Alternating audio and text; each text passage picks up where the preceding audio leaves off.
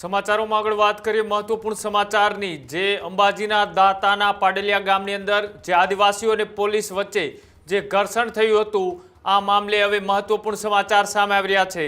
અંબાજી નજીક પાડલિયા ગામે થયેલ બબાલનો મામલો। પાડલિયા ગામે આદિવાસીઓ અને પોલીસ વચ્ચે થયું હતું ઘર્ષણ બાદ અનેક પોલીસ અધિકારીઓ ઇજાગ્રસ્ત થયા હતા। આ મામલે 500 કરતાં પણ વધારે સામે પોલીસે ગુનો દાખલ કર્યો। આ મામલે આદિવાસીના સમર્થનમાં રાજનીતિ પણ તેજ થઈ છે। કોંગ્રેસ આપના નેતાઓએ સરકાર પર આકરા પ્રહાર કર્યા તો ભરૂચના સાંસદ મનસુખ વસાવા પણ હવે મેદાને આવ્યા। ટ્વીટ કરી પાડલિયા ગામની ઘટનાને લઈ દુઃખ વ્યક્ત કર્યું અને કહ્યું કે ઘટનાને હું સખ્ત શબ્દોની અંદર વખોડું છું। તપાસ એજન્સીઓ છે તે નિષ્પક્ષ તપાસ કરે, સાથે જે પણ જવાબદાર હશે તેઓની સામે કડક પગલાં લેવામાં આવશે તેવું મનસુખ વસાવાએ કહ્યું। સાથે શિયાળુ સત્રમાં વ્યસ્ત હોવાથી મનસુખ વસાવાએ સોશિયલ મીડિયાથી દુઃખ વ્યક્ત કર્યું। અમે બધા જ આદિવાસી સાંસદોએ દુઃખ વ્યક્ત કરી છીએ એવું મનસુખ વસાવાએ સોશિયલ મીડિયાના માધ્યમથી પોતાની સંવેદના છે તે વ્યક્ત કરી છે।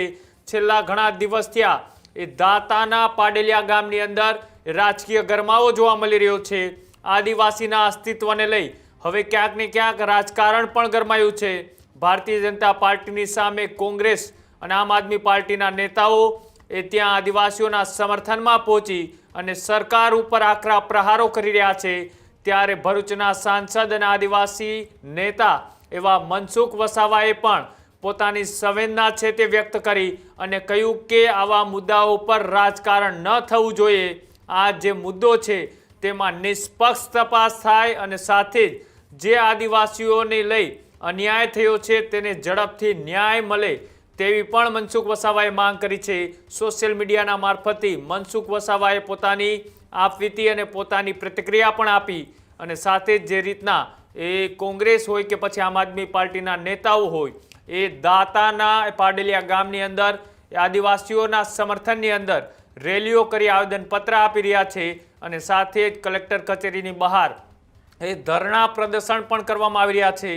આદિવાસીઓ કહી રહ્યા છે કે જે રીતના અમારી સામે ફરિયાદો કરવામાં આવી એ જ રીતના એ જવાબદાર અધિકારીઓ સામે પણ FIR એટલે કે ફરિયાદ દાખલ કરવામાં આવે। આ જ મુદ્દાને લઈ સાંસદ ગેનીબેન ઠાકોર, જિગ્નેશ મેવાણી, ચૈતર વસાવા અને દાતાના ધારાસભ્ય કાંતિ ખરાડી સહિતના નેતાઓ એ અત્યારે ત્યાં મોરચો સંભાળી રહ્યા છે। તો સામે ભારતીય જનતા પાર્ટીના નેતાઓ પણ કહી રહ્યા છે કે આદિવાસીઓએ જે કર્યું એ પણ ખોટું છે અને સામે પોલીસ દ્વારા જે દમન ગુજારવામાં આવ્યું તે પણ ખોટું છે। ક્યારેય પણ હિંસાને લોકશાહીની અંદર સ્થાન ન હોય, સંવાદથી સમાધાન થવું જોઈએ આવી વાત અત્યારે કરવામાં આવી રહી છે। જોવાનું રહેશે કે આગામી દિવસોમાં આદિવાસી સમાજના આગેવાનો અને નેતાઓ આદિવાસીઓને લઈ ન્યાય અપાવે છે કે પછી માત્ર આ રાજકીય અખાડો બની જાય છે તે જોવાનું રહેશે।